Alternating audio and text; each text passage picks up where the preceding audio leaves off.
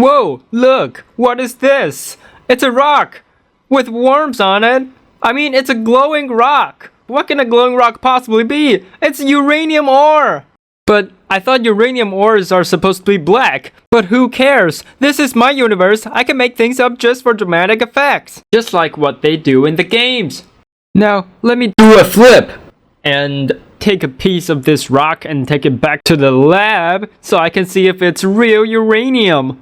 I put it under the all-knowing X-ray machine, so then I know it's real uranium with 92 protons. What a coincidence, it only contains silica and uranium oxide.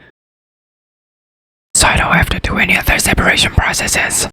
So now, I put it in a flask and then put a few drops of nitric acid in it. After that, shake it and then heat it up so then it gets to the equilibrium faster. After I filter it, now I'm left with the uranium-2 oxide and nitric acid solution. I can do my analysis chemistry! With a flask of uranium-6 oxide ion dissolved in nitric acid, I can just add some diphenylene sulfonate into the solution as indicator and then titrate it using iron-2 solution. When the solution turns bright green, that means all the uranium-6 ions are reduced by the iron-2 ion and then turn into uranium-4 ions. Now my hands can leave the stopcock. As I know how much of the portion of the ore is uranium, now I can start my project. Extract and purify uranium for some really peaceful uses.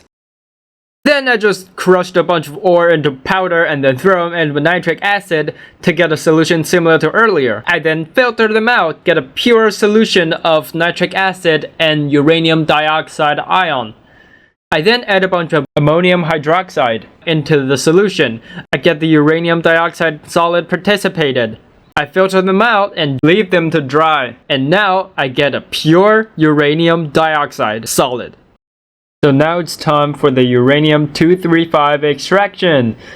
As we know, 99.3% of uranium are uranium-238. We have to extract all the uranium-235 out of all the uranium.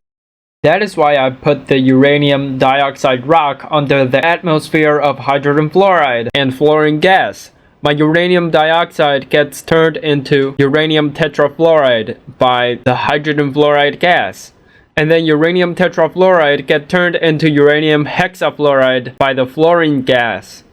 So now I have a gas mixture of uranium hexafluoride and fluorine gas and hydrogen fluoride. At this point, I can just tell some gases to freeze! I'll get them separated out. Because in some circumstances, some gases will spontaneously freeze because they have a negative change in free energy. Now, with the uranium hexafluoride separated, I can put them in a chamber and then let the uranium-235 have a faster diffusion rate. So I can slowly separate the fat ones and the thin ones. Now I've got a high purity of uranium-235 hexafluoride. I can melt them down into liquid under pressurized chamber and then electrolyze to get uranium metal and fluorine gas. Now I only care about the uranium metal because we are making some very peaceful project. Now if we have a huge chunk of uranium and then we bombard them with neutron, if the chunk is fat enough to be over the critical mass, and then it'll start a chain reaction. After a tranquilizing boom, our piece is permanently confirmed. Thanks for watching!